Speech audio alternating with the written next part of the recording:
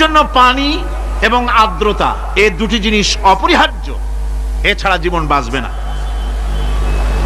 আমরা দেখতে পাই সমুদ্র ভরা পানি মজুদ আছে, লক্ষ্য করেন, সমুদ্র ভরা পানি মজুদ আছে, নদী খাল বিল ভরা পানি মজুদ আছে, কিন্তু এটাই তো যথেষ্ট নয়।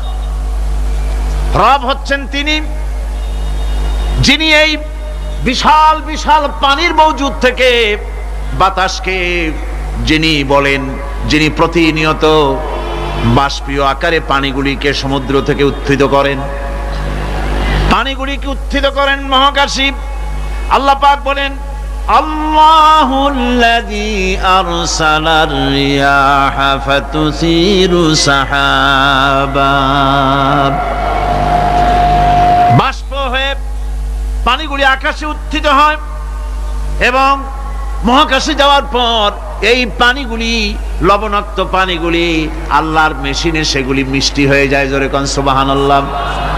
পানিগুলি মিষ্টি হয়ে গেল, ওই মিষ্টি পানি আল্লাহ রাব্বুল আলামিন নাজিল করে দিলেন। এবার বৃষ্টি কণা কণা হয়ে পড়লো, ফোঁটা ফোঁটা বৃষ্টি। আল্লাহ খুঁজে দেখলেন বৃষ্টির ফোঁটাগুলি পৃথিবীর প্রতিটি কণা তালাশ করে তৃষ্ণার্ত কণাগুলিকে আল্লাহ পাক ভিজায় দিলেন। সেই জন্য তার নাম হলো রব। তিনি হচ্ছেন রব, প্রয়োজন মিটান। পানি সবচেয়ে প্রয়োজন বেশি, সেই পানি আল্লাহ পাক এভাবে সরবরাহ করলেন। জমিনের চারিদিকে নদী নালা রেখেছেন, জমিনকে আর্দ্র করেছেন, জমিনের ভিতরের পানি মিষ্টি করেছেন।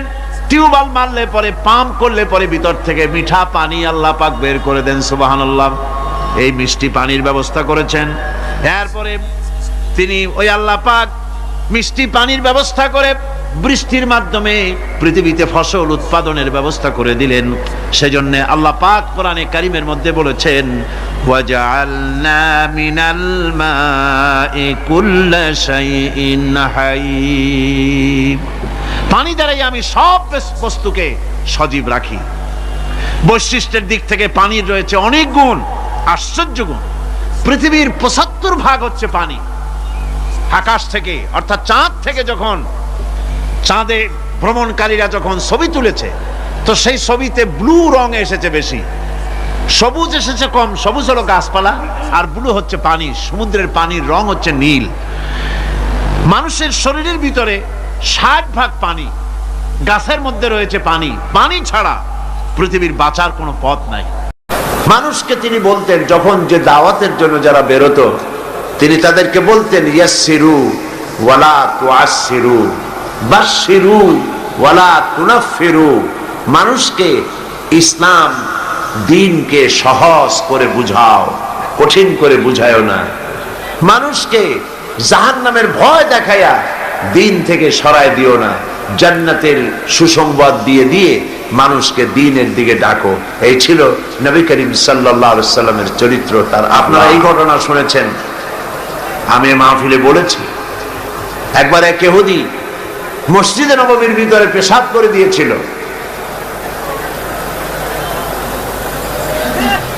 সাহাবায়ে কেরাম অসন্তুষ্ট হলেন এবং তাকে শাস্তি দিতে চাইলেন।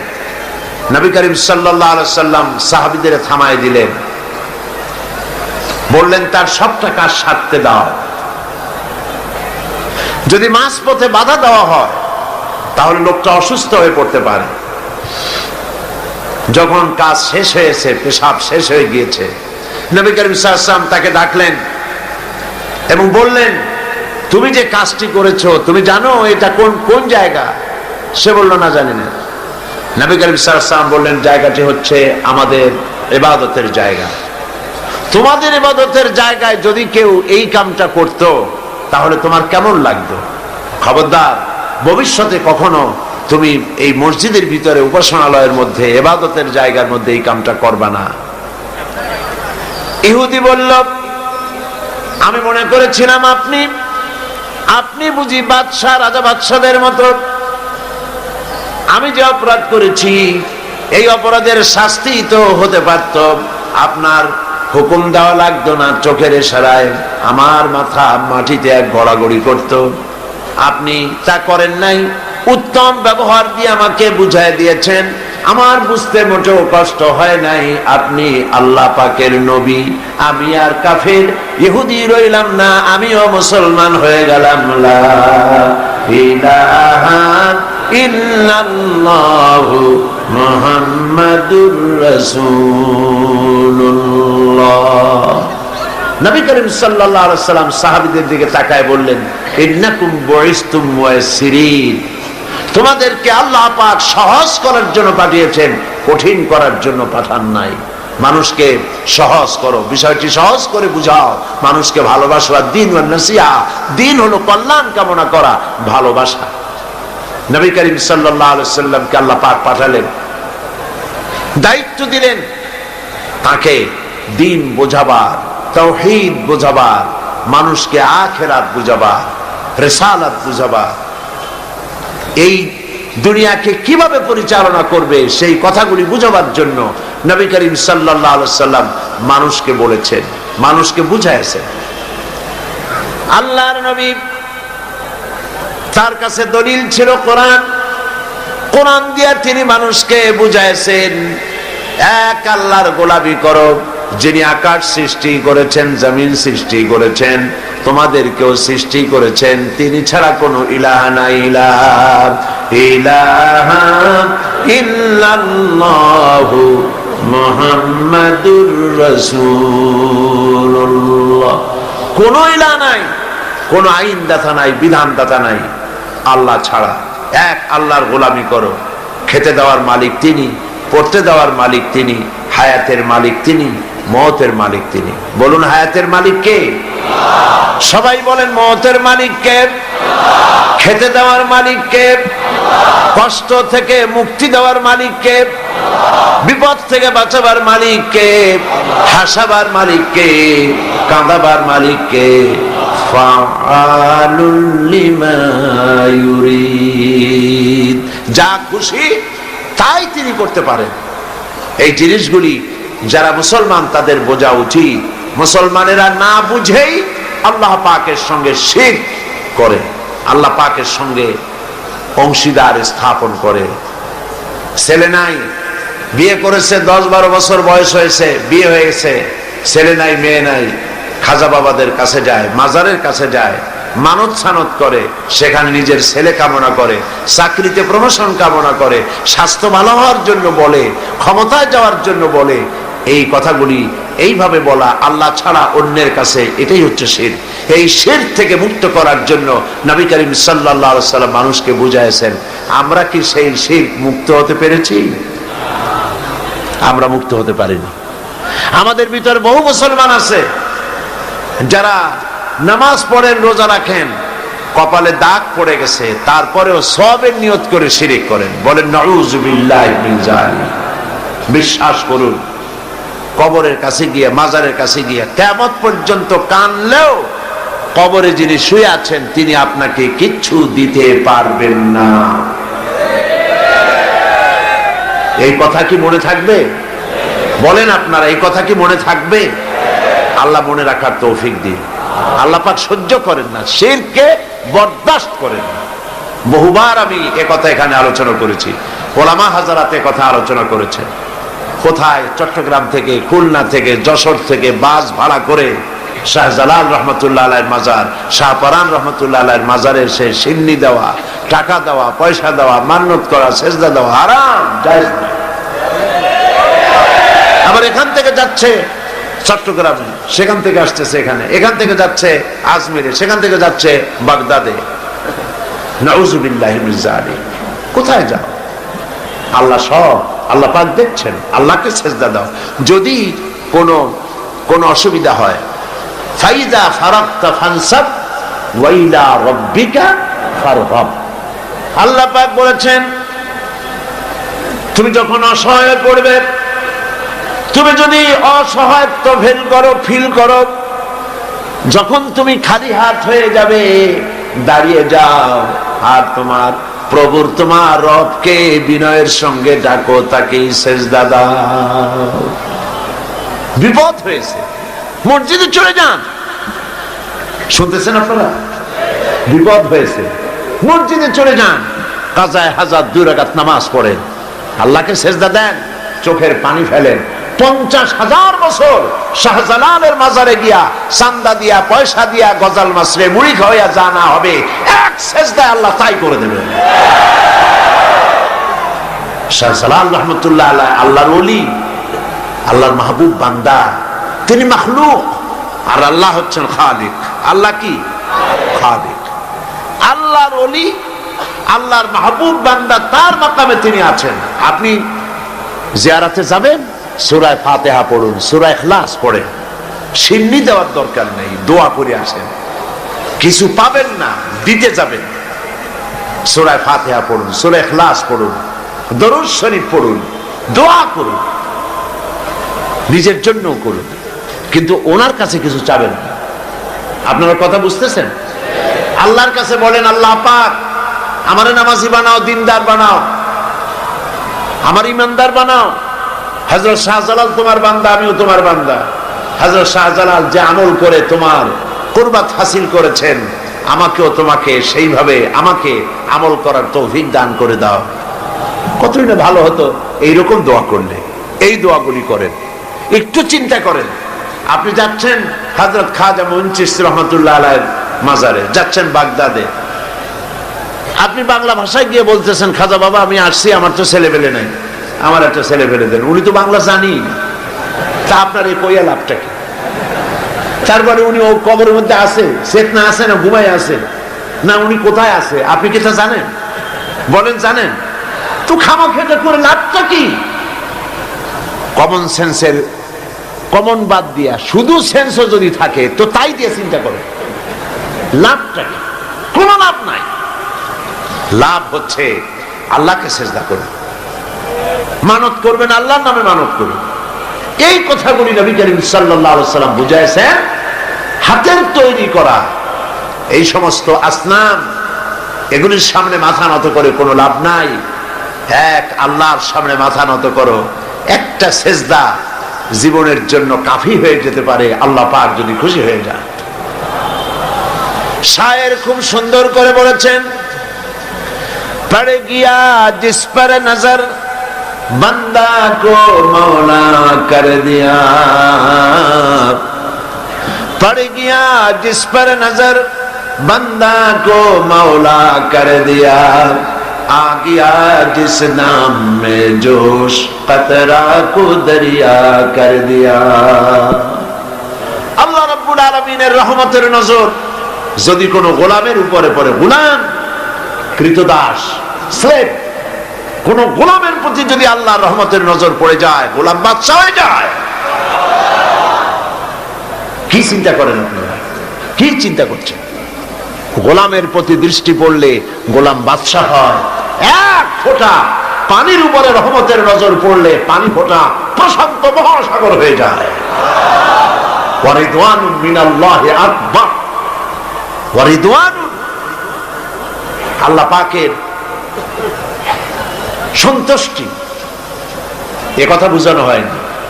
ওয়ারিদওয়ানুন সামান্যতম আল্লাহ পাকের সামান্যতম সন্তুষ্টি আকবার, আকাশ এবং জমিনের চাইতে অনেক অনেক অনেক বেশি।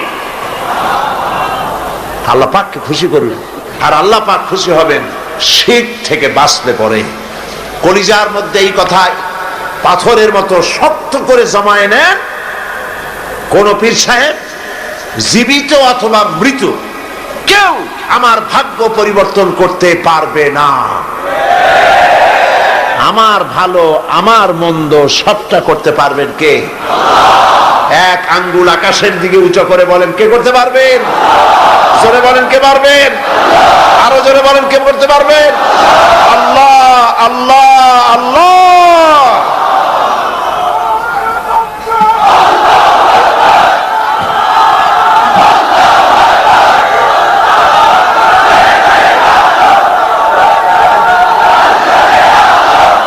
প্রিয় ভাই সব, বাস্তব আমরা বহুত করেছি, আপনারাও বহুত শুনেছেন, কিন্তু কিসমত ভালো হবে না যতক্ষণ পর্যন্ত শিরক থেকে আমরা বাঁচতে না পারবো।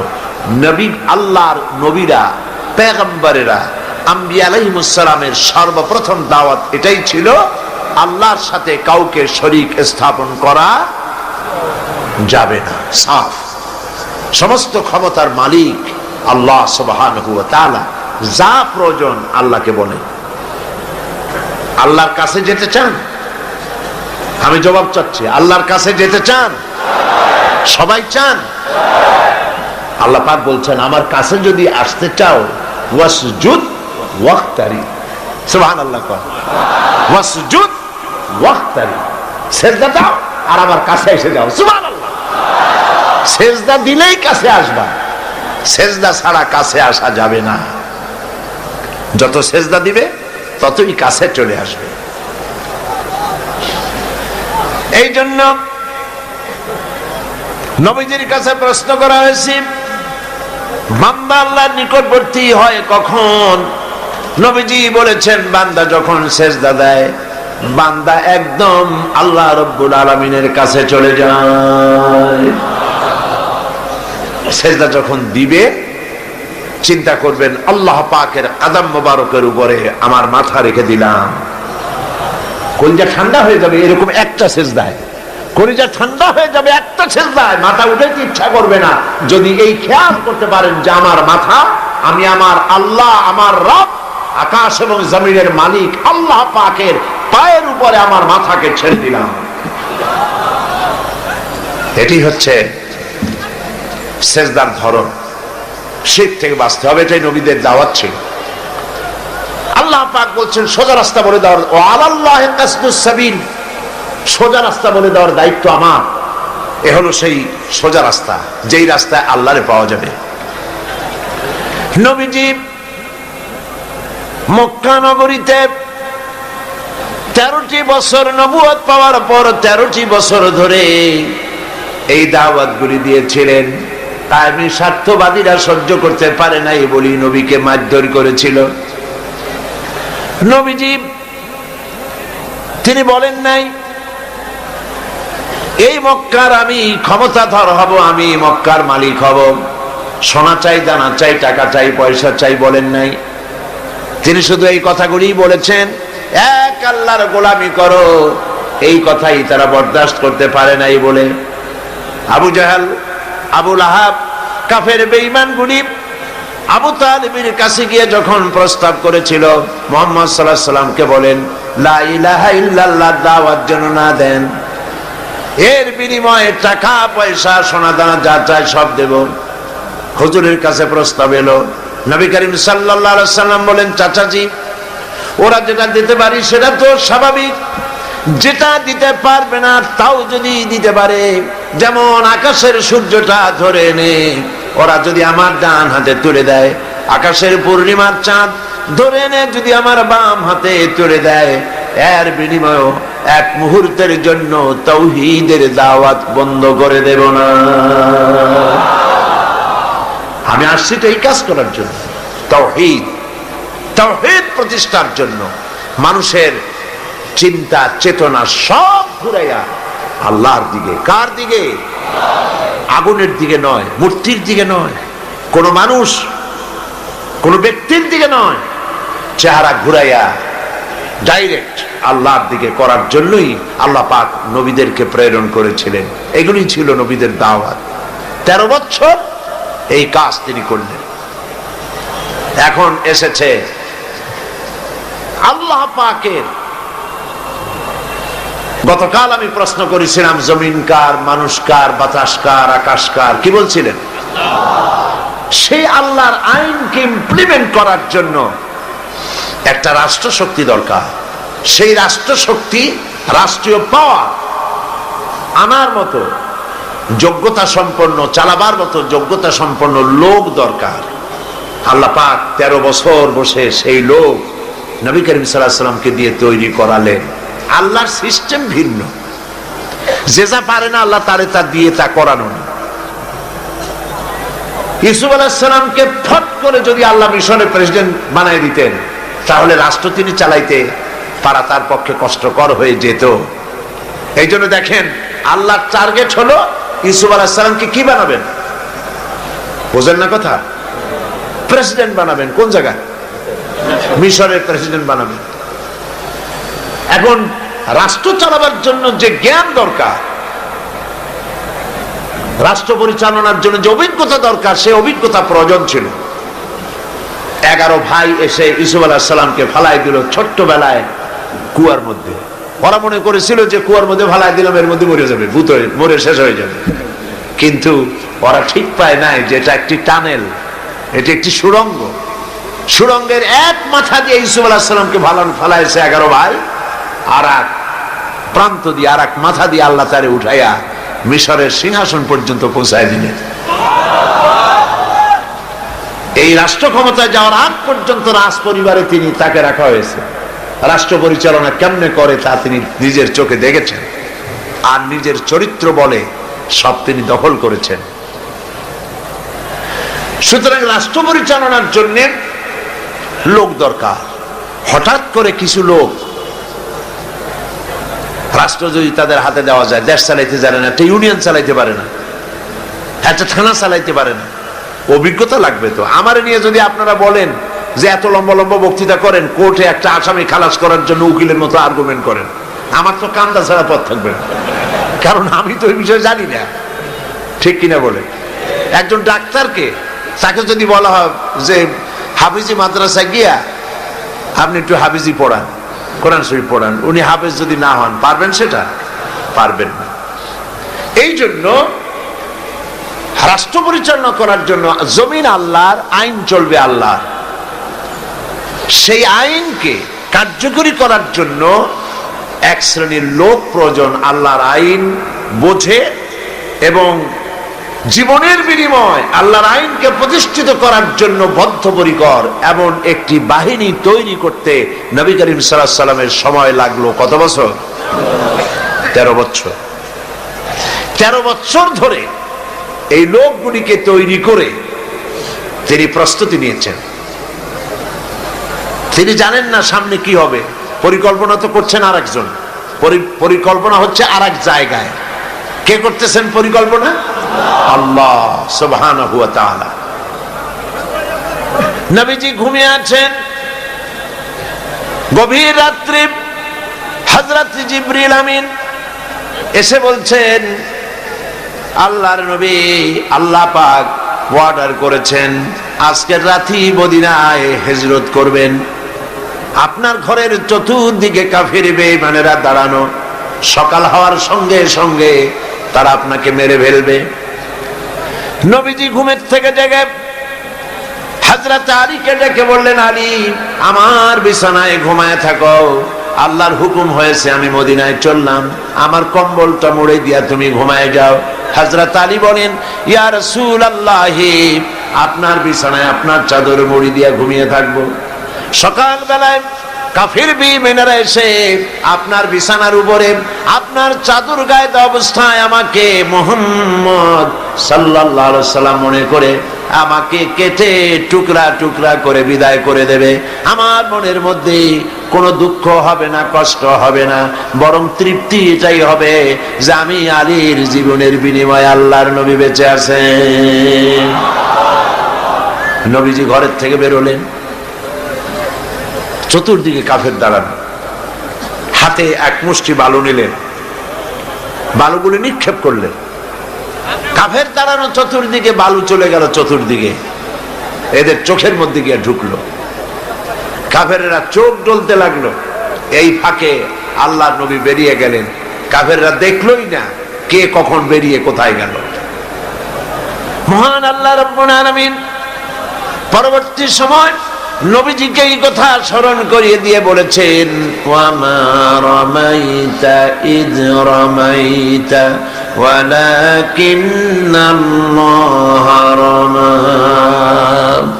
আপনি নিক্ষেপ করেন নাই, যখন আপনি নিক্ষেপ করেছিলেন আপনি শুধু বালুগুলো ছেড়ে দিয়েছিলেন, আর ওই বালুগুলো ঘরের চতুর্দিকে কাফেরদের চোখে পৌঁছাবার দায়িত্ব নিয়েছিল আল্লাহর কুদরত। নবীজি বেরিয়ে আসলেন,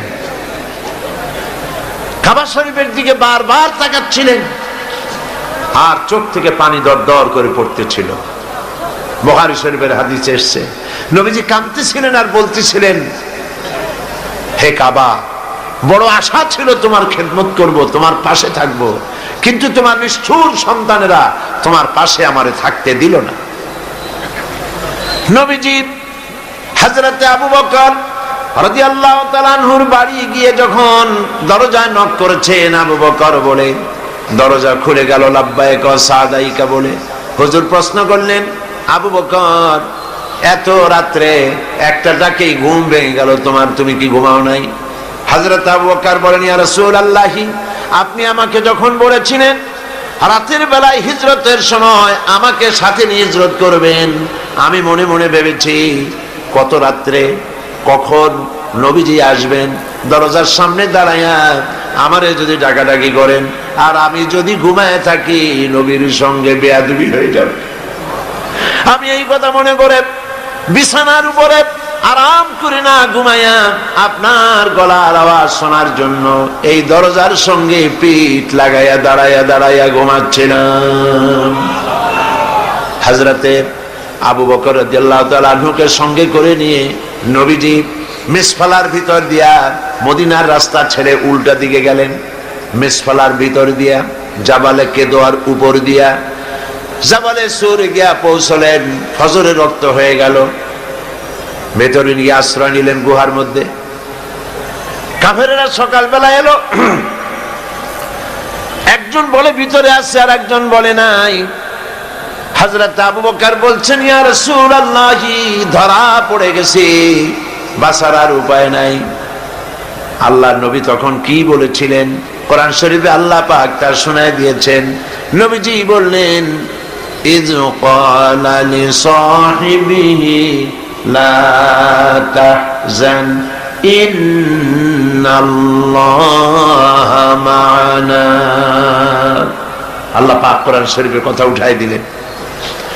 ইয ক্বালা লিসাহিবিহি, তিনি তার বন্ধুকে ডেকে বললেন, হে আমার সাথী, লা তাহজান, ভয় পাইও না, আমরা মাইনরিটি নই, আমরাই মেজরিটি, আল্লাহ আমাদের সাথে আছেন। সুবহানাল্লাহ।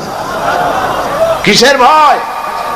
সারা দুনিয়া যদি একদিকে চলে যায় আর ইমানদার মুসলমানেরা যদি একদিকে থাকে, কাফেরদের হাজারো চক্রান্ত, লাখো চক্রান্ত কোনো কাজে আসবে না আল্লাহ যদি সাথে থাকে। নবী করিম সাল্লাল্লাহু আলাইহি ওয়াসাল্লাম এই ময়দান থেকে মদিনা মুনাওয়ারার দিকে চললেন, আর কাফেরেরা ঘোষণা দিল, মুহাম্মদ সাল্লাল্লাহু আলাইহি ওয়াসাল্লামকে কেউ যদি জীবিত অথবা মৃত অবস্থায় ধরে দিতে পারে 100 লাল উট তাকে পুরস্কার দেওয়া হবে। সুরাকা 100 লাল উট পাওয়ার লোভে বলল, এই কাম আমিই পারবো। খুঁজতে খুঁজতে মুহাম্মদ সাল্লাল্লাহু আলাইহি ওয়াসাল্লামকে মরুভূমির মধ্যে সে পেয়ে গেল। যেই না ধরতে যাবে কাছাকাছি গেছে, সুরাকার ঘোড়ার পা মাটির মধ্যে দেবে গিয়েছে। নবী করিম সাল্লাল্লাহু আলাইহি ওয়াসাল্লাম পিছনের দিকে তাকালেন। সুরাকা বলল, আমি মাপ চাই। হুজুর বললেন, মাপ করলাম, ফিরে যা। ঘোড়ার পা উপরে উঠে আসলো। যখনই উপরে উঠে আসছে, সুরাকা চিন্তা করলো 100 লাল উট। আবার পিছনে ছুটেছে ধরার জন্য, আবার কাছাকাছি যখন গেছে, 4টা ঠ্যাং ঢুকে গেছে মাটির মধ্যে। বলছে, মুহাম্মদ সাল্লাল্লাহু আলাইহি ওয়াসাল্লাম, মাপ চাই, ভুল করেছি, মাফ করে দাও। হুজুর ফিরে তাকিয়ে বললেন, দিলাম করে, ফিরে যা। আবার ঘোড়া উপরে উঠে আসলো। ফিরবে, আবার চিন্তা করলো 100 লাল উট। কি খারাপ মানুষ, চিন্তা করে। আবার পিছনে পেছনে গেছে। এইবার কাছাকাছি গিয়ে ধরবো অবস্থা যখন হয়েছে, ঘোড়ার 4টা ঠ্যাং, ওর নিজের পা, ঘোড়ার পেট আস্তে আস্তে মাটির মধ্যে গাড়া শুরু হয়ে গেছে। বলছে, মুহাম্মদ সাল্লাল্লাহু আলাইহি ওয়াসাল্লাম, ক্ষমা চাই, আমারে মাফ করে দেন। নবীজি বললেন, মাফ করে দিলাম। উপরে যখন উঠে আসছে, ঘোড়ার পা শুদ্ধ। হুজুর তাকিয়ে বললেন, সুরাকা, এখনো কি তোর বিশ্বাস হয় না যে আমি আল্লাহর নবী? সুবহানাল্লাহ। সুরাকা বলছে, আমি আপনাকে ছেড়ে দিলাম, ধরবো না, তবে এই যে ধরলাম না, সেজন্য কিছু দেবেন না? কি চিন্তা করে, আর নবী কত বড় রহমতের নবী, সুবহানাল্লাহ। নবীজি রাগ করলেন না। এই রকমের ক্ষমতা যদি আমাদের থাকতো হাতে, আমরা কইতাম তোর 14 গোষ্ঠী মাটির নিচে যাক। রহমতের নবী রাগ করলেন না। সে কয় যে কিছু দেবেন না, ধরলাম না যে সেজন্য কিছু দেবেন না। হুজুর সাল্লাল্লাহু আলাইহি ওয়াসাল্লাম রাগ করলেন না, বললেন হ্যাঁ দেব। কি দেবেন? তিনি বললেন পারস্য সম্রাটের মুকুট দেব। সুরাকা মনে মনে খুব অসন্তুষ্ট হলো, মুখ দিয়ে কিছু কইল না, মনে মনে অসন্তুষ্ট হইল। রাতের বেলায় লোক নাই, জন নাই, একজন মানুষ নিয়ে আপনি আত্মগোপন করে মদিনায় যাচ্ছেন, পারস্য সম্রাটের মাথার মুকুট আমারে দেবেন, কিছু দেবেন না তাই কর। এটা কি স্বাভাবিক কথা? তখনকার যুগের সুপার পাওয়ার। এখন যদি এই মঞ্চে দাঁড়ায় কেউ বলে যে আপনি আমার এই কথা যদি শোনেন তাহলে হোয়াইট হাউসের চাবি আপনারে আমি দিয়ে দেবো, ওইখানে আপনি ঘুমাবেন গিয়া, তাহলে ওই লোকটার মস্তিষ্ক সম্পর্কে আপনারা সকলে চিন্তা করবেন, বেচারাকে তাড়াতাড়ি হেমায়েতপুর পাবনায় পাঠায় দেওয়া দরকার, ঠিক কিনা? কেউ চিন্তা করেছে যেটা কেমন কথা?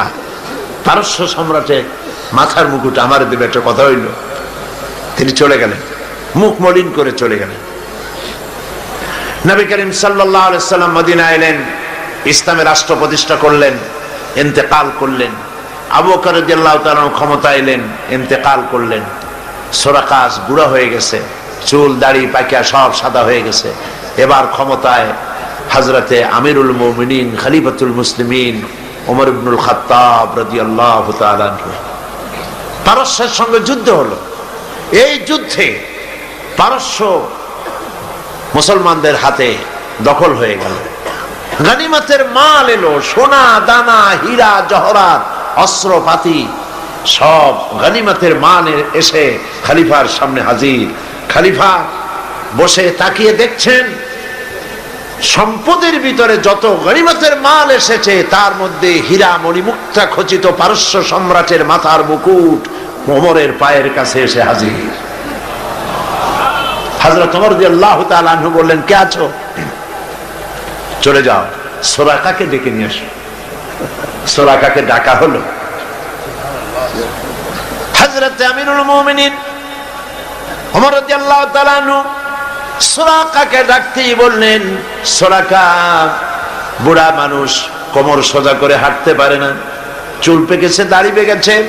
বুড়া সুরাকা হযরত ওমরের সামনে যখন দাঁড়ায় গেছেন, ওমর রাদিয়াল্লাহু তাআলা আনহু পারস্য সম্রাটের মাথার মুকুটটা নিয়ে সুরাকার মাথার উপরে পরায় দিয়া বললেন, সুরাকা আল্লাহর নবীর ওয়াদা কোনোদিন মিথ্যা হয় না। নবী করিম সাল্লাল্লাহু আলাইহি ওয়াসাল্লাম মদিনায় প্রবেশ করছেন। আল্লাহ রাব্বুল আলামিন নবীজিকে বললেন, একটা দোয়া পড়ার জন্য বললেন। নবীজি দোয়াটা আল্লাহর পাকের কাছে থেকে শেখানো দোয়া পড়লেন। রব্বি আদখিলনি মুদখালা সিদকিন ওয়া আখরিজনি মুখরাজা সিদকিন ওয়াজআল লি মিন লাদুনকা সুলতানান নাসীরা। আয় আল্লাহ, সত্যের সাথে আমাকে প্রবেশ করাও, সত্যের সাথে আমাকে বের করো, আর তোমার পক্ষ থেকে সুলতানে নসীর আমাকে দান করো। দুনিয়ার সমস্ত মুফাসসিরিনে কেরাম একমত, সুলতানে নসীর এর অর্থ হলো রাষ্ট্র ক্ষমতা। সুবহানাল্লাহ বলেন। আল্লাহ তুমি আমারে রাষ্ট্র ক্ষমতা দান করো। আল্লাহ শিখায় দিলেন, কারণ রাষ্ট্র ক্ষমতা হাতে না পেলে আল্লাহর আইনকে কার্যকরী করা যায় না, ঠিক কিনা? রাজ্য চলে রাজার চালে, রাজা যেমন হয় রাজ্য তেমন চলে। নিচের পানি উপরে যায় না, উপরের পানি নিচে আসে। কাজী রাষ্ট্রে যদি ইসলাম থাকে, রাষ্ট্রীয় ক্ষমতায় যারা থাকেন ওনারা যদি ইসলাম ভালোবাসে তাহলে এই ইসলাম সর্বত্র ছড়িয়ে পড়ে। আর যদি রাষ্ট্র ক্ষমতায় যারা থাকে তারা যদি ইসলাম বরদাস্ত করতে না পারে তাহলে ইসলাম সেই দেশে নবী করিম সাল্লাল্লাহু আলাইহি ওয়াসাল্লাম রাষ্ট্রীয় ক্ষমতা হাতে নিলেন। কোরআনের আইন চালু হয়ে গেল, চুরি বন্ধ হলো, ডাকাতি বন্ধ হলো, জিনা বন্ধ হয়ে গেল। আল্লাহর নবী বললেন, খায়রুল কুরুনি কারনি, সর্বশ্রেষ্ঠ যুগ আমার যুগ, সোনার যুগ। মানুষের খাওয়ার অভাব নাই, পড়ার অভাব নাই। প্রেসিডেন্ট 12.5 লক্ষ বর্গ মাইল এলাকা তো নবীজি নিজেই রাষ্ট্র রেখে গেছেন। আজকে ওমর রাদিয়াল্লাহু তাআলা আনহু রাষ্ট্রপ্রধান। সুবহানাল্লাহ কবেন না? উট চড়াইতো, মেষ চড়াইতেন যিনি, আজকে তিনি রাষ্ট্রপ্রধান। অর্ধেকটা পৃথিবীর প্রেসিডেন্ট। একটার পর একটা রাজ্য জয় হচ্ছে। রোম সম্রাট তার বর্ষিয়ান গোয়েন্দা বিভাগের প্রধান তাকে পাঠায় দিল, দেখো তো অবস্থা তো কাহিল মনে হয়, ক্রমেই যেভাবে রাষ্ট্র দখল হচ্ছে ইসলামের হাতে, কবে না জানি আমার রোমও চলে যায়, কবে না জানি আশেপাশের দেশগুলিও চলে যায়। দেখে আসো ওমরের সিংহাসনটা কেমন, সেনাবাহিনী কেমন, তার স্বাস্থ্য কেমন, লোকটা কেমন। দেখো, গোয়েন্দা বিভাগের প্রধান গেলেন কারে দেখতে? ওমর রাদিয়াল্লাহু তাআলা। মদিনায় অনেকদিন হাঁটে আসছে না কিসে আসছে আল্লাহই জানে, তখনকার যে পদ্ধতি ছিল ওইভাবে আসছে। আইসা মদিনায় ঢুকে জিজ্ঞেস করছে, আইনা মালিকুকুম, তোমাদের রাষ্ট্রপ্রধান, তোমাদের রাজা কই? সাহাবায়ে কেরাম জবাব দিলেন, আমাদের জন্য কোনো রাজা হয় না, বাল্লানা আমির, আমাদের জন্য একজন আমির হন। সে আমির হচ্ছেন ওমরে ফারুক রাদিয়াল্লাহু তাআলা আনহু। গোয়েন্দা বিভাগের প্রধান বললেন, আমি তার সঙ্গে দেখা করতে চাই, তার সিংহাসন কই? ওনারা বললেন, ওনার কোনো সিংহাসন নাই, আমাদের সাথে মসজিদে এক জায়গায় বসে, আলাদা কোনো চেয়ারও নাই, বালিশও নাই, খাতাও নাই, এই এমনি আমাদের মাঝেই বসে। কোথায় তিনি? তারা জবাব দিলেন, কোথায় তা ঠিক করে বলতে পারবো না, তবে শুনেছি ওনার উট হারায় গেছে, উট তালাশ করতে গেছে। গোয়েন্দা বিভাগের প্রধান তো আকাশতে পড়ার কায়দা, কয় কি উট হারায় গেছে? তোমাদের তো চাকরি কারো থাকার কথা না, তোমরা কও উট হারায় গেছে আর উট তালাশ করতে গেছে। আমিরুল মুমিনিন, অর্ধেকটা পৃথিবী দখলকারী যিনি প্রেসিডেন্ট, সারা দুনিয়া কাঁপে যার নাম শুনিয়া উট হারায় গেছে, তালাশ করতে গেছে, আশ্চর্য কথা, কয় কি? আচ্ছা কোন দিকে গেছে? বললো যেদিকে। গোয়েন্দা বিভাগের লোকটি হাঁটতে লাগলো, কোথায় দেখা হয় আল্লাহই জানে। কিছু দূর হেঁটে যাওয়ার পর দেখেন একটা গাছের তলায় একটি লম্বা লোক শোয়া, উট একটা বাঁধা, গাছের তলায় শোয়া, চাদর নাই, বালিশ নাই, হাত মাথার তলে দিয়ে শুয়ে আছেন। সূর্য ঢলে যাওয়ার কারণে গাছের ছায়া সরে গিয়েছে, সূর্যের তাপে মাথার ঘাম, শরীরের ঘাম দিয়ে বালু ভিজতেছে। একজন পরিচয় করিয়ে দিলেন, ইনি আমিরুল মুমিনিন। গোয়েন্দা বিভাগের প্রধান, তার জবান থেকে বেরিয়ে গেল, ওমর, আমার দেশের প্রেসিডেন্ট দুর্ভেদ্য প্রাচীরের মধ্যে থাকেন, চতুর্দিকে দুর্ধর্ষ সেনাবাহিনী আধুনিক অস্ত্রপাতি নিয়ে চতুর্দিকে দাঁড়িয়ে থাকে, ভেতরে দুগ্ধ ফেননি বিছানার উপরে আরাম করে থাকেন, শুয়ে থাকেন রাজাধিরাজ রোমের সম্রাট, চতুর্দিকে পাহারা, অস্ত্রপাতি, এত শান্তির বিছানা, তারপরেও তার ঘুম হয় না। জানলার কোন ফাঁক দিয়া গুলি আসা কলিজাটারে ফুটা বানায় দেয়। তুমি ওমর,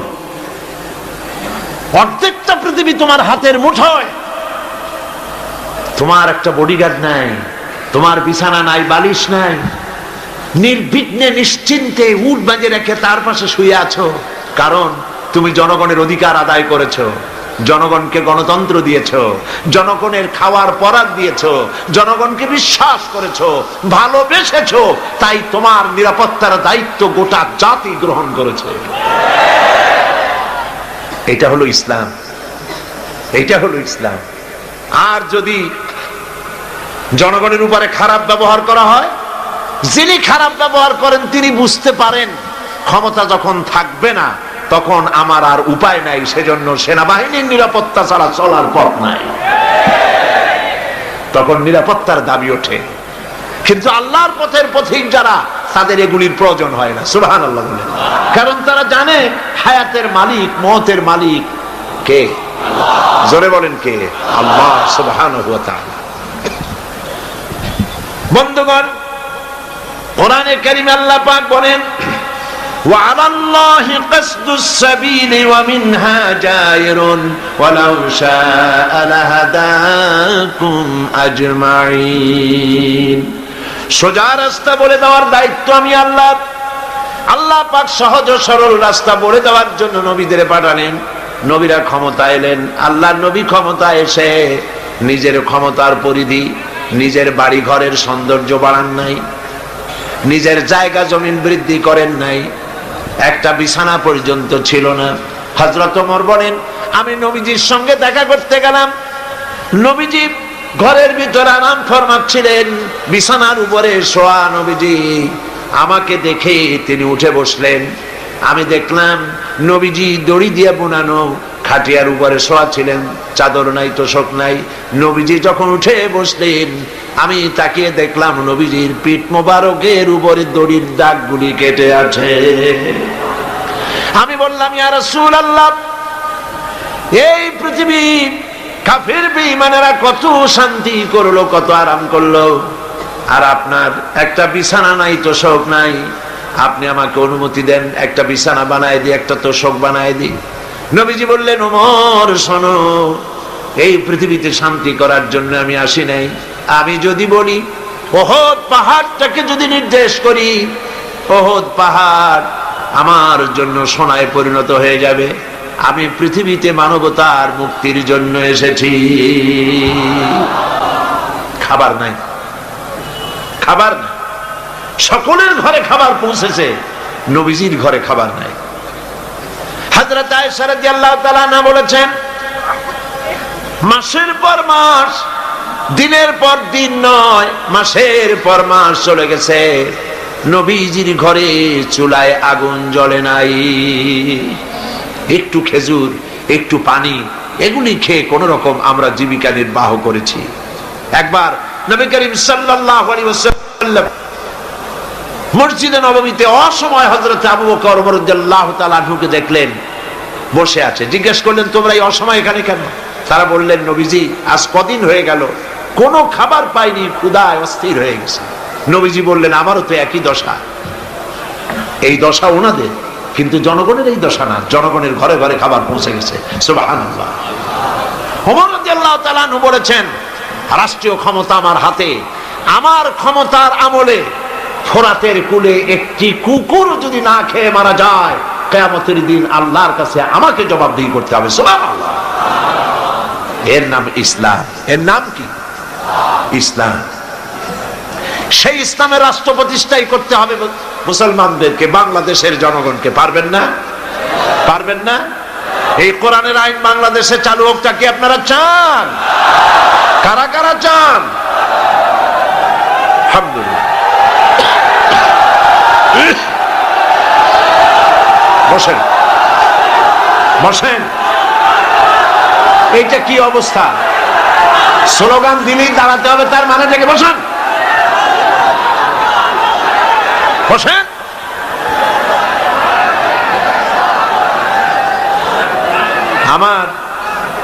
আমার মনে হয় যে আপনারা চান্স খোঁজেন। অনেক সময় বসে থেকে মাজা ব্যথা করে, তো স্লোগানের সুযোগ পাইলেই দাঁড়ায় যান। এইটা না অন্য কিছু। যাক, আলহামদুলিল্লাহ, মাজা আল্লাহ ঠিক রাখুক। কোমর সোজা থাকতে হবে, হাঁটুতে শক্তি থাকতে হবে। যুদ্ধের এখনো অনেক পথ বাকি।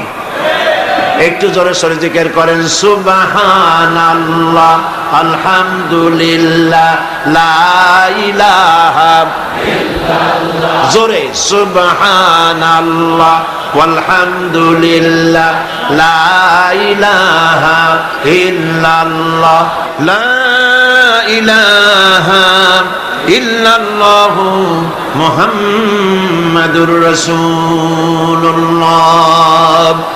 একটা কথা বলে নেই, নিতান্ত নিতান্ত লক্ষ্য করুন, নিতান্ত টয়লেটে যাওয়ার পেশাব পায়খানার হাজত না হলে কেউ মানুষকে কষ্ট দিয়া বেরোতে চেষ্টা করবেন না, কারণ রাস্তাঘাট মাঠ সব ভর্তি, যেদিকে যাবেন সেদিকেই মানুষ, আপনি যাবার কোনো পথ পাবেন না। মানুষকে কষ্ট দেওয়া ছাড়া আপনার কোনো রাস্তা নেই।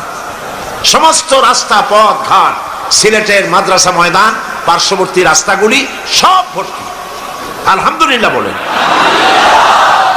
সুতরাং মানুষকে কষ্ট না দেওয়াই, মুসলমানকে খামোকা কষ্ট দেবেন না। নিতান্ত পেশাব পায়খানার জরুরত হলে যেতে পারেন। প্রিয় ভাইরা, নবী করিম সাল্লাল্লাহু আলাইহি ওয়াসাল্লাম তিনি বললেন, আমার ওই একই অবস্থা, চলো আমার সাথে। তিনজনে গিয়ে উপস্থিত হলেন হযরতে আবু আইয়ুব আনসারী রাদিয়াল্লাহু তাআলা আনহুর বাড়িতে। হযরতে আবু আইয়ুব আনসারী রাদিয়াল্লাহু তাআলা আনহু রাসূলকে, হযরত আবু বকর ওমর রাদিয়াল্লাহু তাআলা আনহুমাকে পেয়ে দারুণ ভাবে আনন্দিত হলেন। ঘরের মধ্যে প্রবেশ করে বললেন, বিবি, এমন তিনজন মেহমান পেয়েছি, আকাশের নিচে জমিনের উপরে এর থেকে সম্মানিত মেহমান আর নাই। তিনি একটি বকরি জবাহ করলেন, রান্নার ব্যবস্থা করলেন, বাগানে চলে গেলেন, কিছু খোরমা নিয়ে এলেন, নবীজিকে বললেন, আল্লাহর নবী, এই খোরমা আপনি খান। হুজুর জিজ্ঞেস করলেন, খোরমাগুলির মধ্যে পাকা, কাঁচা, আদা পাকা আছে, কোনটা খাবো? হযরত আবু আইয়ুব বলছেন, ইয়া রাসূলুল্লাহ, তিন রকমের, তিন শ্রেণীর খোরমাই আপনি খাবেন, অনুরোধ করব, কারণ এগুলি আমার বাগানের খোরমা। যেই শ্রেণীর গায়ে আপনার হাত লাগবে আল্লাহ পাক আমার বাগানে বরকত দিয়ে দিবে। রান্না বান্না হয়ে গেল, গোশত আর রুটি সামনে এলো। নবীজি খাওয়া শুরু করার আগে কয়েকটা রুটি আর কয়েক টুকরা গোশত একটা পোটলার মতো করে বানায়া হযরত আবু আইয়ুবের হাতে তুলে বললেন, আবু আইয়ুব, এই গোশত আর রুটি টুকরা নিয়ে যাও আমার মা ফাতেমার কাছে। গত ৩-৪ দিন হয়ে গেল তার কিসমতে কিছু হয় নাই, নিজেরা না খেয়ে মানুষের দুয়ারে দুয়ারে খাবার পৌঁছে দিয়েছেন, মানুষ যেন কষ্ট না পায়, জনগণের খাবারের বন্দোবস্ত, পড়ার বন্দোবস্ত করেছেন। নবীজি গরিব মানুষের জন্য, মানুষের অর্থনৈতিক সমৃদ্ধির জন্য ব্যাংক তৈরি করলেন, ব্যাংকের নাম রাখলেন বাইতুল মাল। এই ব্যাংকের উদ্বোধন যেদিন করেন, বুখারী শরীফের হাদিসে এসেছে, আল্লাহর নবী উদ্বোধনী বক্তব্যে বললেন, মান তারাকা দায়নান আও দিয়ান ফালাইয়া, যদি কোন ঋণগ্রস্ত ব্যক্তি ঋণ পরিশোধ করতে না পেরে, ঋণ পরিশোধ করতে পারে নাই, এমন অবস্থায় যদি মারা যায়, তাহলে তার ঋণ পরিশোধের যদি কোনো ব্যবস্থা তার না থাকে, তাহলে তার ঋণ পরিশোধের ব্যবস্থা আর তার এতিম বাচ্চাগুলি, বিধবা স্ত্রী আর এতিম বাচ্চা আর ঋণের বোঝা সবগুলি আমি মুহাম্মদ সাল্লাল্লাহু আলাইহি ওয়াসাল্লাম আমার কাঁধে উঠায়া নিলাম। এমন রাষ্ট্র চালু হয়ে গেল, চুরি নাই, ডাকাতি নাই, জেনা নাই, ব্যভিচার নাই, হত্যা নাই, ধর্ষণ নাই, মানুষ শুধু পাইল শান্তি আর শান্তি। সুবহানাল্লাহ। এই শান্তি হলো কিভাবে, কি দিয়া হলো বলেন? জোরে বলেন, কি দিয়া হলো? কোরআন দিয়ে হয়েছে। কোরআন, এই কোরআন দিয়ে যদি রাষ্ট্র শাসিত হয় তাহলে দেশে শান্তি অবশ্যই হবে। আমরা আশা করব বাংলাদেশে এই শান্তি হবে ইনশাআল্লাহ। বলি ইনশাআল্লাহ। মুসলমানদের উত্থান, মুসলমানদের জাগরণ আবার শুরু হবে ইনশাআল্লাহ।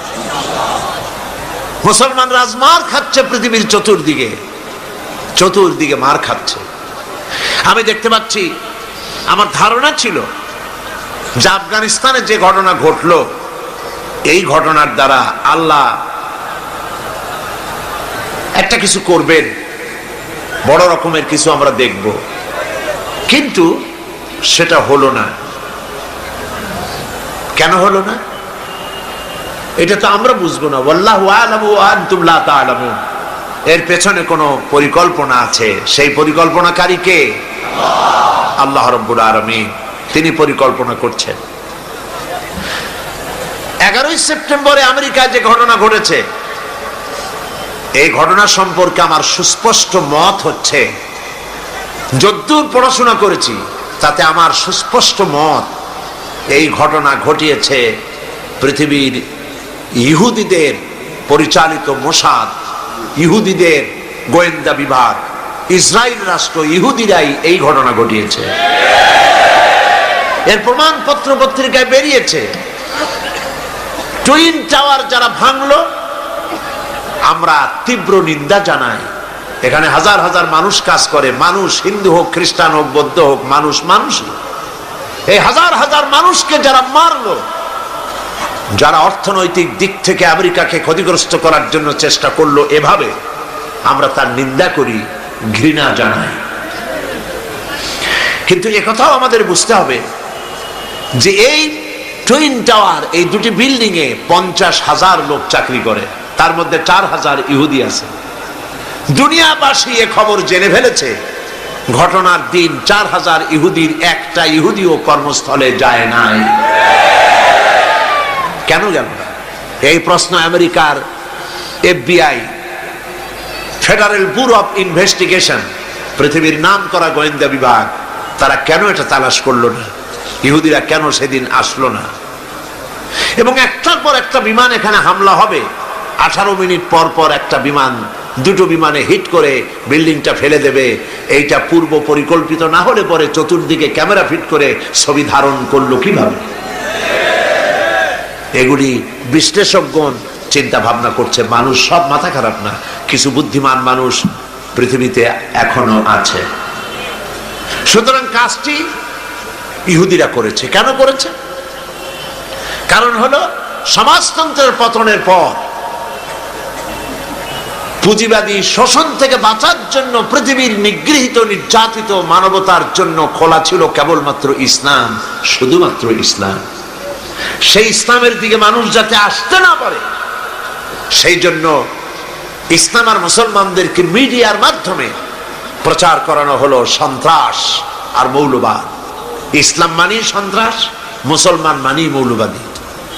তবে দুর্ভাগ্য, এখানে একটা লোক বাজার থেকে খুব জোরে দৌড় মারছে।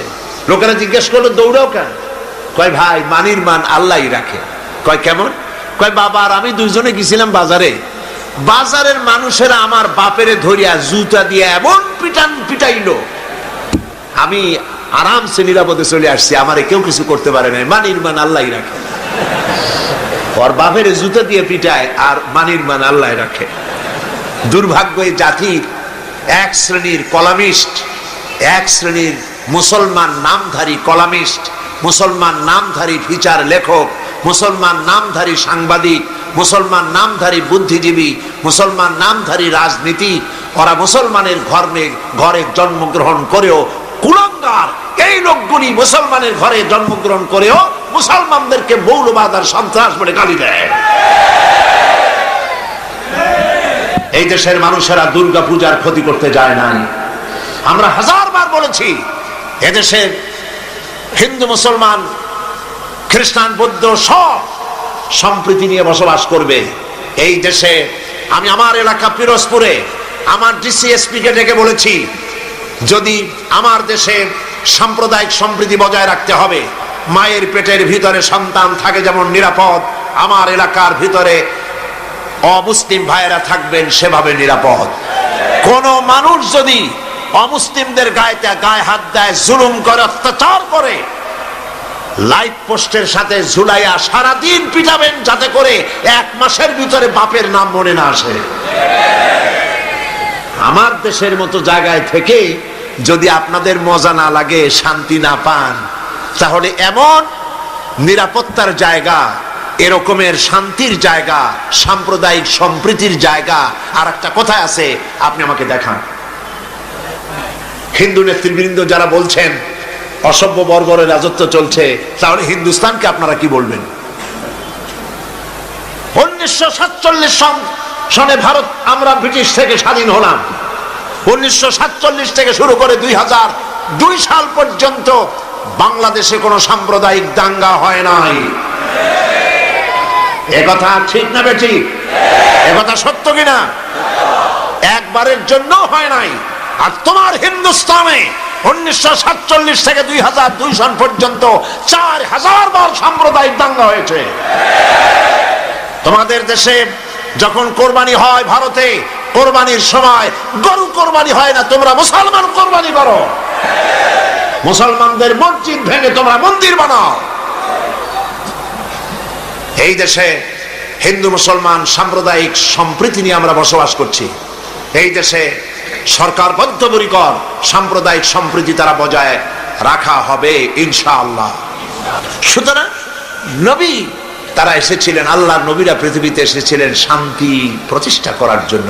মুসলমানরা যে দেশে বেশি, ইতিহাস থেকে শুনুন, মুসলমানরা যে দেশে বেশি সেই দেশেই অমুসলিমরা বেশি নিরাপদে থাকে।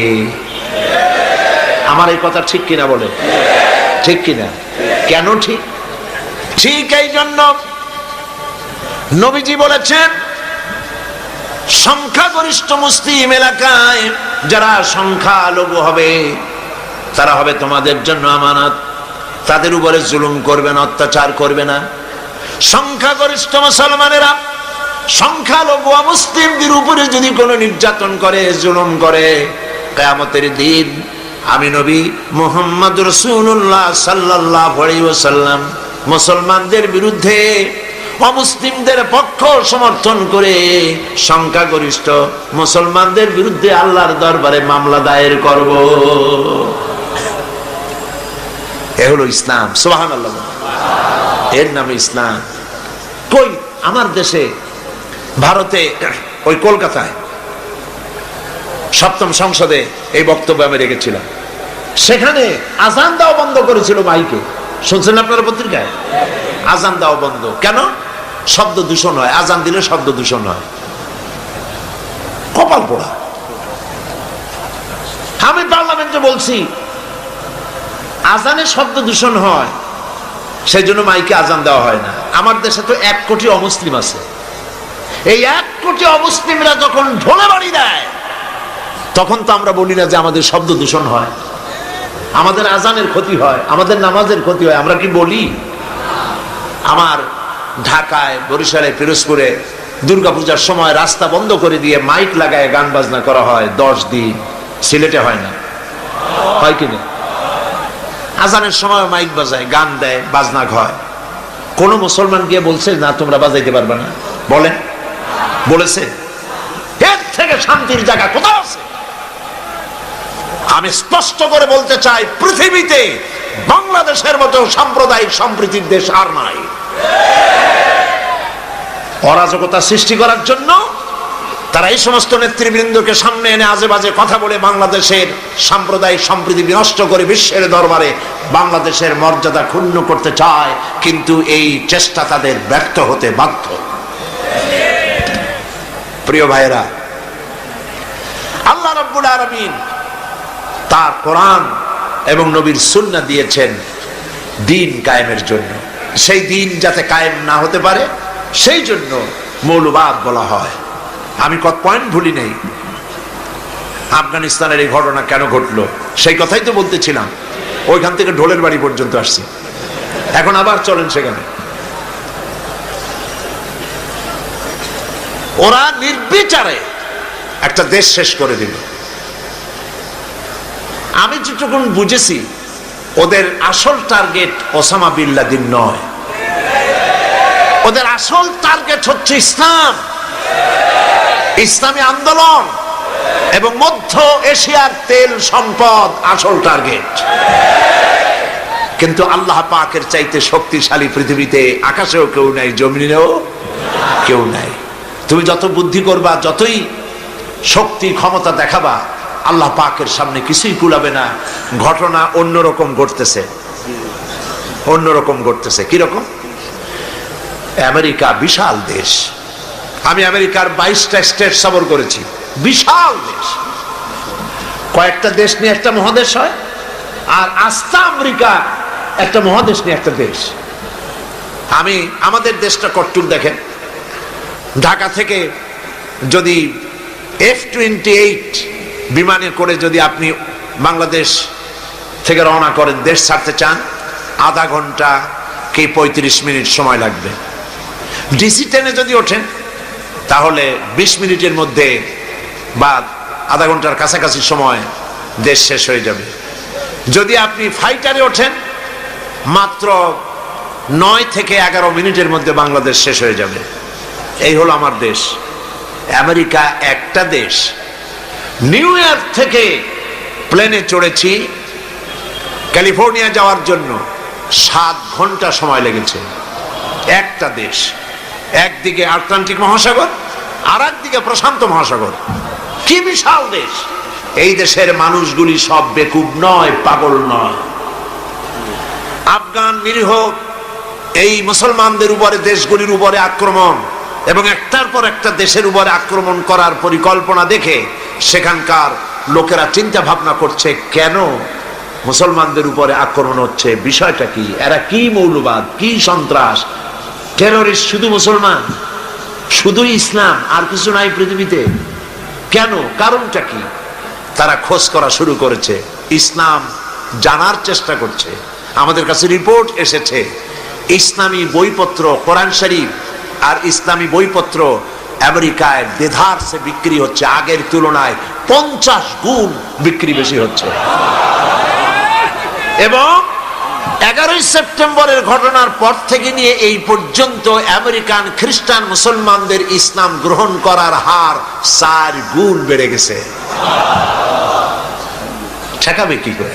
আল্লাহর নূর, ঠেকাবার উপায় নাই। আবু জাহেল তো চাইছিল মক্কা শরীফেই মুহাম্মদ সাল্লাল্লাহু আলাইহি ওয়াসাল্লামকে ঠেকায় দেবে, পারছে? আল্লামা ইকবাল বলেছেন, মাগরিব কি ওয়াদিও মে गूंजी अदा हमारी, मगरिब की वादियों में गूंजी अदा हमारी, हम था न था किसी से सैल रवा हमारा।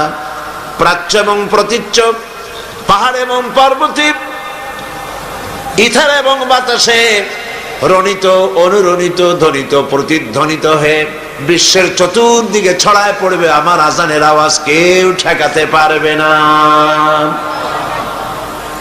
ইসলাম বিশ্বের চতুর্দিকে ছড়িয়ে পড়বে, ঠেকাবার উপায় নাই। কয়জন মারবা? এখন পৃথিবীতে 140 কোটি মুসলমান, 140 কোটি মুসলমান, কতগুলি মারবা? তোমরা বললে ডাইরেক্ট জাহান্নাম, আর আমরা ইসলাম প্রতিষ্ঠার রাস্তায় যদি মৃত্যু হয়, শাহাদাত, ডাইরেক্ট আল্লাহর জান্নাত। তোমাদের বেঁচে থাকাও বরবাদ, মরে যাওয়াও বরবাদ। আর ইসলামের পথে যারা, তাদের বাঁচাও আল্লাহ পাকের রহমত, আর মরে যাওয়াও রহমত।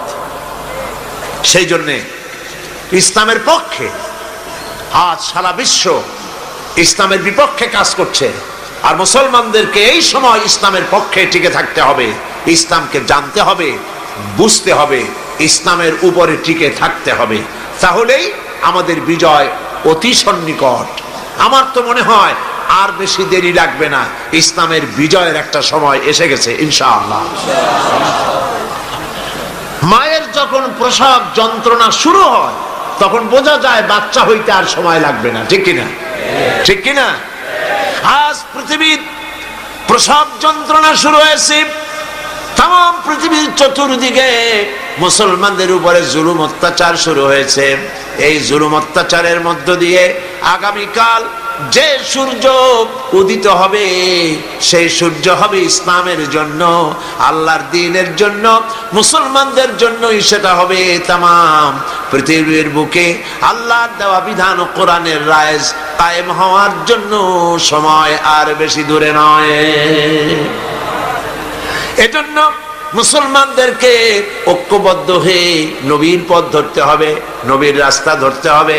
আল্লাহ পাক নবীকে যে উদ্দেশ্যে পাঠাইছেন, কোরআন যে উদ্দেশ্যে নাজিল করেছেন, সেই উদ্দেশ্য ধরে আমরা যদি জীবন চালাতে পারি, আল্লাহর রহমত আমরা লাভ করতে পারবো।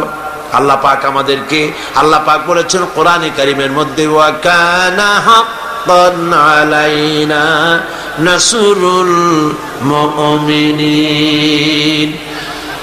আল্লাহ রব্বুল আলামিন বলেন মুমিনদেরকে সাহায্য করা আমি আল্লাহর জন্য ওয়াজিব। সুবহানাল্লাহ বলেন, মুমিনদেরকে সাহায্য করা আমি আল্লাহর জন্য ওয়াজিব। মুসলমান বেশি হওয়া লাগবে, সৈন্য সংখ্যা বেশি হতে হবে, অস্ত্র বেশি হতে হবে। আল্লাহ পাক এগুলি বলেননি। অস্ত্র লাগবে, এটা ঠিক, অস্ত্র লাগবে। কিসের জন্য? দিন প্রতিষ্ঠার জন্য। কেউ যদি আমাদের মারে তাহলে আমরা তো আর বসে বসে আঙ্গুল চুষতে পারবো না। কি বলেন, ঠিক কিনা? এই জন্য জিহাদে আল্লাহর মদদ পাওয়া যায়। মুসলমানেরা আল্লাহর দেওয়া বিধান কায়েমের জন্য যদি চেষ্টা চালায়, আল্লাহ পাক বলেছেন ওয়ালা তাহিনু ওয়ালা তাহজানু ওয়া আনতুমুল আলাউনা ইন কুনতুম মুমিনিন। কোনো ভয় নাই, কোনো চিন্তা নাই, যদি মুমিন হও আমি আল্লাহ তোমাদেরকে জয়ী করব। সুবহানাল্লাহ। 10 জন সূরা আনফাল আল্লাহ পাক বলেছেন 10 জন ইমানদার সাবের মুত্তাকি যদি হও 100-র উপরে বিজয়ী করব। সুবহানাল্লাহ কবেন না? 100 যদি হও ইমানদার সাবের মুত্তাকি 1000 কাফেরের উপর বিজয়ী করব। সুবহানাল্লাহ। আল্লাহ পাক আজও তার রহমত নিয়ে আসেন আমরা যদি মুমিন হই। বদরের মাঠে জিহাদের ময়দানে একজন সাহাবী বলছেন ইয়া রাসূলুল্লাহ, জিহাদের ময়দানে সবাই নেমে গিয়েছে, আমি একজন যুবক মানুষ, মুসলমান, আমার কাছে কোনো অস্ত্র নাই, মেহেরবানি করে একটা অস্ত্র দেন, আমি জিহাদে শরীক হয়ে যাই। হুজুর বললেন আমার কাছে অস্ত্র নাই। তিনি বললেন ইসলামের এই প্রথম জিহাদে আমি কি করে নীরব দর্শকের ভূমিকা পালন করি, যা পারেন তাই দেন আপনার হাত দিয়া। নবীজি এদিক ওদিক তাকায়া একটা শুকনা খেজুরের ডাল পেলেন, শুকনা খেজুরের ডালটা ধরাই দিলেন সাহাবীর হাতে। সাহাবী বলেন নবীজির হাতের দেওয়া শুকনা খেজুরের ডাল দিয়া জিহাদের ময়দানে ঝাঁপিয়ে পড়লাম। ধারালো তরবারি দিয়ে আঘাত করলে যেমন কাম হয়, নবীর দেওয়া শুকনা খেজুরের ডাল দিয়ে আঘাত করার সঙ্গে সঙ্গে কাফের দ্বিগণ্ডিত হয়ে পড়তে লাগলো। কবি বলছেন ফিজাই বদরি পয়দা কুন ফেরেশতে তেরি নুসরত কো, ফিজাই বদরে পয়দা কুন ফেরেশতে তেরি নুসরত কো, उतर सकते गर्दू से कतर अंदर कतर अब्बी। বদরের মুসলমানের মতো ঈমান আজ যদি তোমাদের ভিতরে থাকে, আল্লাহ রাব্বুল আলামিন কাতারে কাতারে ফেরেশতা তোমাদের সাহায্যের জন্য নামায়া দিবে। ঈমানদার হও, মুসলমান হও, আল্লাহ পাক সাহায্য করবেন। আল্লাহ পাকের সাহায্য নিয়ে আমরা কি করতে চাই? দিন প্রতিষ্ঠা করতে চাই। আমরা মারামারি করতে চাই না। আমরা পাশ্চাত্যকে বুঝাতে চাই, খ্রিস্টান, মুশরিক, ইহুদি, দুনিয়ার তাবৎ ইসলাম বিরোধীদেরকে বুঝাতে চাই ইসলাম সন্ত্রাসে বিশ্বাস করে না, ইসলাম যুদ্ধে বিশ্বাস করে না, ইসলাম শান্তিতে বিশ্বাস করে। নবীজি যত যুদ্ধ করেছেন সবগুলি আক্রান্ত হয়েছেন, ডিফেন্সিভ ওয়ার, সবগুলি আত্মরক্ষামূলক যুদ্ধ করেছেন, নিজে আগ বাড়াইয়া কারো সাথে আক্রমণ করে নাই। সুতরাং আপনাদের যুদ্ধ যেমন আপনারা যুদ্ধ করেন দেশ দখল করে, সেই দেশে নিজের ক্ষমতা চালু করে ক্ষমতার ব্যাপ্তি পরিধি আরো বাড়াবার জন্য ইসলাম এভাবে লড়াই করে না। ইসলাম চায় পৃথিবীর মানুষ আল্লাহর মানুষের উপরে আল্লাহর আইন কায়েম করার জন্য তারা চেষ্টা চালায়। এই চেষ্টায় যদি কেউ সশস্ত্র বাধা দেয়, সেই বাধার মোকাবেলা ইসলাম করে জিহাদের নামে। মুসলমানেরা জিহাদের নামেই সেটা করে, ঠিক কি? সেই জন্য ইসলামকে ভুল বুঝাবার কোনো কারণ নাই। আমি আবারও সিলেটের সমস্ত মুসলমান ভাইদের বলি, আপনারা পৃথিবীর চতুর্দিকে ছড়িয়ে আছেন, ইউরোপে, আমেরিকায়, মধ্য এশিয়ায়, আফ্রিকায়, দুনিয়ার চতুর্দিকে আপনারা আছেন। আপনারা মানুষের কাছে যান, দিনের দাওয়াত নিয়ে ছড়িয়ে পড়ুন, মানুষকে বুঝান ইসলামের মধ্যে সন্ত্রাস নাই, সাম্প্রদায়িকতা নাই। ইসলাম আল্লাহর দেওয়া দিন প্রতিষ্ঠা করতে চায়। মুসলমানেরা পৃথিবীর সব থেকে বেশি শান্তি কামী, তারা মারামারিতে, হত্যা, জিঘাংসায় বিশ্বাস করে না। এই কথাগুলি মানুষকে বুঝান। নামাজ পড়ুন, দিনদার হন, ইমানদার হন, পরেজগার হন। আল্লাহ পাক যেন আমাদের তাই বানান, বলেন আমিন। প্রতি বছর আমি নামাজের কথা আপনাদের সামনে বলি, আজও না বলে পারি না, কারণ শুধুমাত্র ওয়াজ শুনলে হবে না। নামাজ হলো ফাউন্ডেশন। নামাজ কি? ফাউন্ডেশন। নামাজ নামাজ লা দীনা লিমান লা সালাতা লাহু, যার কাছে নামাজ নাই তার কাছে দিন নাই, ঈমান নাই, চরিত্র নাই, কিছুই নাই। 5 ওয়াক্ত নামাজ জীবনে আর ছাড়বো না, ওয়াদা করতে পারবেন? প্রতি বছর করেন, আজও করেন, দুহাত উঁচু করে বলেন, ইয়া আল্লাহ, তোমার পবিত্র নামে ওয়াদা করি, কসম করি, যতদিন পর্যন্ত মালাকুল মউত আমার মাথার কাছে না আসতেছে ততদিন পর্যন্ত ফরজ নামাজ, ফরজ রোজা ছেড়ে দেব না, ছেড়ে দেব না। ইয়া আল্লাহ, আমি আমার মৃত্যু পর্যন্ত এই ওয়াদা যেন পালন করতে পারি, এ তৌফিক তুমি আমারে দাও, আমিন। হাত নামান। প্রিয় ভাইয়েরা, মুনাজাত করব আমি। মুনাজাতের আদব হলো বসা। যত মুসলমান যেখানে আছেন, এত বড় মুনাজাত জীবনে আরেকটা পাবো কোনো নিশ্চয়তা নাই। কথা ঠিক কিনা? যাদের কিসমত খারাপ কেবল তারাই মুনাজাতে শরীক হইতে পারবে না, আর যাদের কপাল ভালো তারা তো পারবেই। রাস্তা বন্ধ করে দিন, যারা রাস্তায় দাঁড়াইছিলেন এতক্ষণ রাস্তায় বসে পড়েন, রাস্তায়, গাছে, ছাদে, যিনি যেখানে আছেন সব বসে যাবেন। আল্লাহুম্মা আমিন।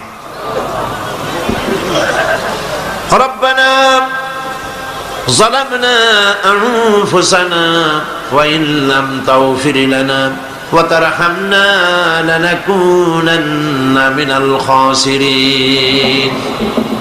সবাই পড়ুন, রব্বানা যালামনা আনফুসানা ওয়া ইন লাম তাগফির লানা ওয়া তারহামনা লানাকুনান্না মিনাল খাসিরিন। আয় আল্লাহ রাব্বুল আলামিন, লক্ষাধিক জনতার এই বিশাল জনসমুদ্র নিয়ে তোমার দরবারে গভীর রাত্রে হাত তুলেছি। আল্লাহ তাআলা 5 দিন ধরে কোরআনের কথা আলোচনা হয়েছে, দরুদ ও সালাম হয়েছে, জিকির আজকার হয়েছে। এর মধ্যে যা ভুল হয়েছে মেহেরবানি করে মাফ করে দাও রব্বুল আলামিন। যে সব আলোচনা, দোয়া, দরুদ, নামাজ, তেলাওয়াত যা হয়েছে, তুমি খুশি হয়ে মেহেরবানি করে নবী করিম সাল্লাল্লাহু আলাইহি সাল্লামের রূহ মোবারকে পৌঁছায় দাও। तमाम পৃথিবীর মাটির নিচে যত মুমিন মুমিনাত শুয়ে আছেন তাদের আরোয়ার পরে সওয়াব পৌঁছায় দাও রব্বুল আলামিন। এই পৃথিবীর মাটির নিচে তোমার নবীরা যারা শুয়ে আছেন, সাহাবায়ে কেরাম, সিদ্দিকিন, শুহাদা, সালিহিন, আসফিয়ায়ে কেরাম, আউলিয়ায়ে কেরাম যারা শুয়ে আছেন তাদের আরওয়ার পরে সওয়াব পৌঁছায় দাও রব্বুল আলামিন। এই সিলেটের ময়দানে তোমার মাহবুব বান্দা হযরত শাহজালাল রহমাতুল্লাহ আলাইহি, হযরতে শাহপরান থেকে শুরু করে তোমার মাহবুব বান্দারা যারা শুয়ে আছেন সিলেটের মাটিতে, সকলের রুহের পরে সওয়াব পৌঁছায় দাও। হায় আল্লাহ তাআলা, আমাদের মধ্য থেকে আমাদের মা বাপ যাদের দুনিয়া থেকে জন্মের মতো বিদায় হয়ে গেছে, আল্লাহ তাআলা আমাদের মা বাপের কবরগুলিকে জান্নাতের টুকরায় পরিণত করে দাও। রব্বির হামহুমা কামা রব্বায়ানি সগীরা। সবাই পড়েন, রব্বির হামহুমা কামা রব্বায়ানি সগীরা। হায় আল্লাহ তাআলা, আমাদের জন্মদাতা পিতা কত কষ্ট করে আমাদেরকে মানুষ করেছে। হায় আল্লাহ তাআলা, গরিব মানুষ ছিলেন আমাদের পিতা, সবার বাপ ধনী ছিল না, অনেকের বাপ গরিব ছিল।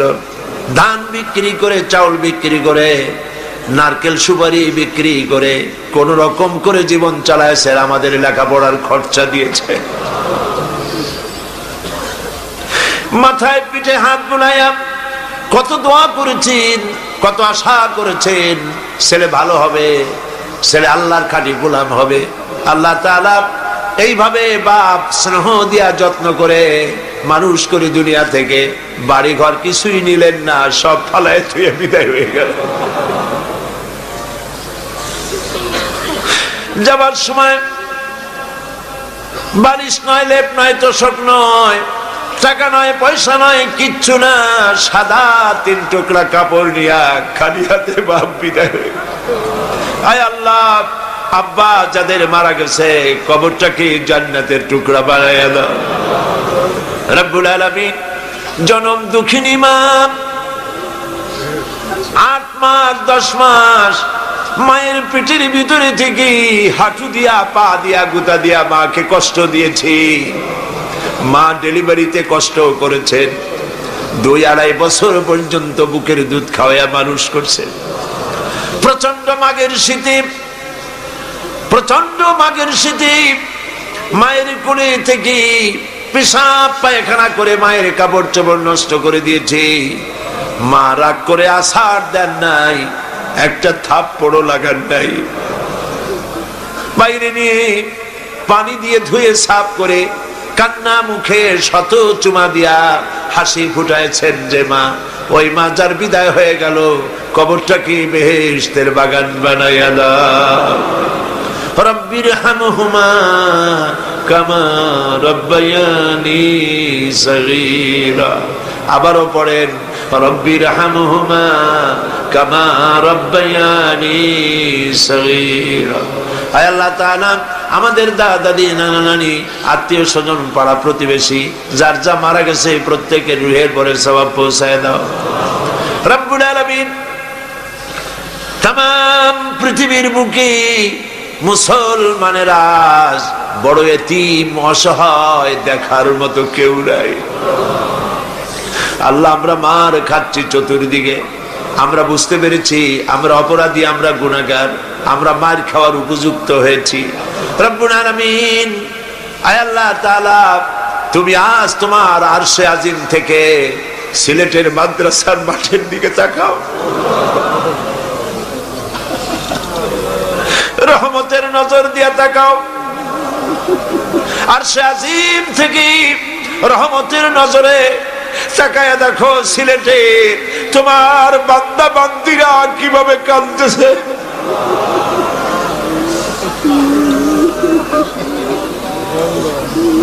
রব্বুল আলামিন, শয়তানের ওয়াসওয়াসায় পড়ে আমরা গুনাহ করেছি, আজকে বিনীতভাবে ক্ষমা চাই, মাফ করে দাও। তোমার নবী বলেছেন, গুনাহ করে যে তওবা করে সে যেন কোনো গুনাহই করে নাই। আল্লাহ, আমাদের ভুলগুলি স্বীকার করতেছি, বয়সের দোষে, শয়তানের দোষে, শয়তানের প্ররোচনায় পড়ে যা করছি, তোমার কাছে মাথা নিচু করে গোলামের মতো মাপ চাই, দয়া করে আমাদের মাফ করে দাও। রব্বুল আলামিন, মা বোনেরা কষ্ট করে এসেছেন, আল্লাহ তাআলা সিলেটের মা বোনদের উপরে রহমত নাজিল করো, নিঃসন্তানীকে সন্তান দিয়ে দাও। স্বামী স্ত্রীর মধ্যে মনোমালিন্য থাকলে আল্লাহ মহব্বত পয়দা করে দাও। আল্লাহ, রোগ ব্যাধি বিমার আজার যা আছে আল্লাহ তুমি মাফ করে দাও। রব্বুল আলামিন, এই লাখো জনতা নিয়ে হাত উঠাইছি, আল্লাহ খালি হাতে ফেরত দিও না। আল্লাহুম্মা লা তারুদ্দানা খাইবিন, আল্লাহুম্মা লা তারুদ্দানা খাইবিন, আল্লাহুম্মা লা তারুদ্দানা খাইবিন। আল্লাহ, একেবারে কিছু না দিয়ে খালি হাতে ফেরত দিও না। কান্দেন ভাইয়ের, আল্লাহর কাছে কান্দেন, আল্লাহ একেবারে কিছু না দিয়ে খালি হাতে ফিরাই দিও না। আল্লাহ,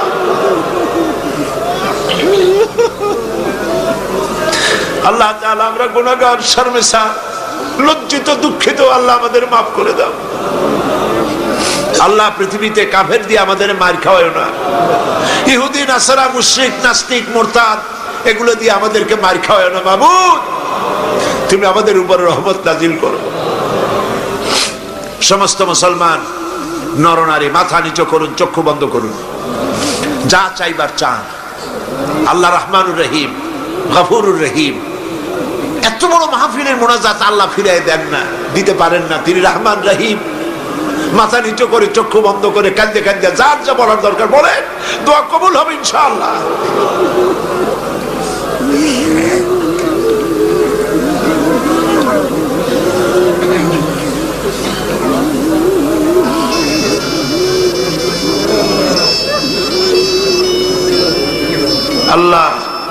তুমি আমাদের কান্না শোনো, তুমি আমাদের ডাক শোনো, তুমি আমাদেরকে ক্ষমা করো।